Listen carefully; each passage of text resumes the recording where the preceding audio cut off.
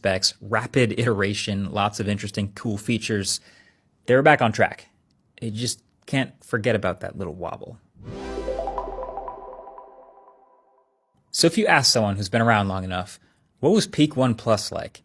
They'd probably say somewhere around the OnePlus 5 and the OnePlus 6, and they were on top of the world by the OnePlus 7 series. They'd iterated on the design quite a bit with thinner and thinner bezels and fingerprint readers and bigger batteries and much faster charging. And they'd obviously moved on from CyanogenMod, but now they had their own flavor of Android, Oxygen OS, which was this super smooth and fast optimized software. They had a software team that had come into their own, tweaking all kinds of animations and timing and making these phones as responsive as possible. By this point, basically anyone who reviews phones or says anything about phones at all was basically on the same page that these were the best bang for the buck in the entire industry. They'd blown past like, if you know status.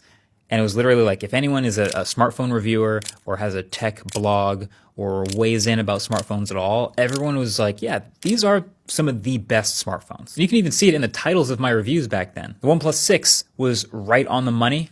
The OnePlus 7 was under the radar. The OnePlus 7 Pro was silly fast. And the 7T Pro was tiny tweaks to excellence. I think my favorite OnePlus phone of all time would be the OnePlus 7T Pro. That thing, that is a phone I genuinely believe I could still use today and be totally happy with. Between the really modern design, the super clean software, the ridiculously responsive performance, the really fast charging, even the pop-up selfie camera. And it was $660.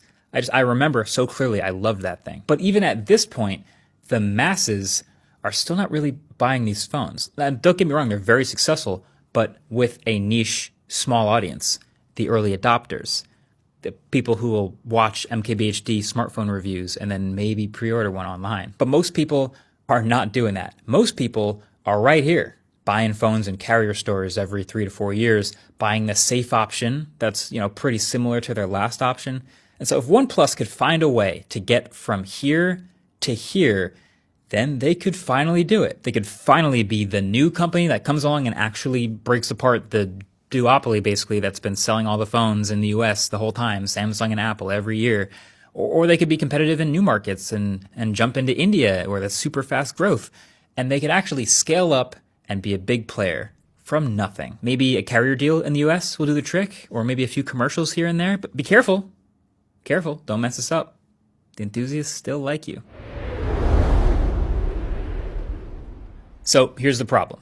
You have won over the enthusiasts. It is like they all love you right now, but they are still the absolute worst group to be your prime customer base. They are the smallest group, and they are the most fickle. They have the highest standards, and they are the least loyal. This isn't sustainable. So you need to leverage this success over here to get to the masses, the less picky, more casual, brand loyal, large audience to actually scale up. But the thing that won over those enthusiasts is the exact opposite of what the masses want. Like all this cost cutting and spec maxing and customization and optimization you've been doing for the enthusiasts, it's great. We eat that stuff up. Making the phone waterproof but skipping the official IP rating to save a few bucks and pass those savings down to the customer, legendary. Not really running any commercials or doing any carrier deals and selling phones directly to consumers for lower prices, perfect. But the masses do not really reward this type of behavior with their dollars at all. In fact, they want the safe option that does have the IP rating,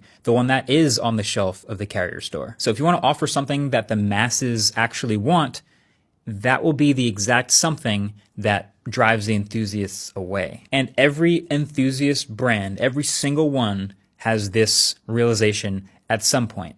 Whether they knew it right when they were starting, or they very quickly realized it as they started selling it and it was all enthusiasts buying it.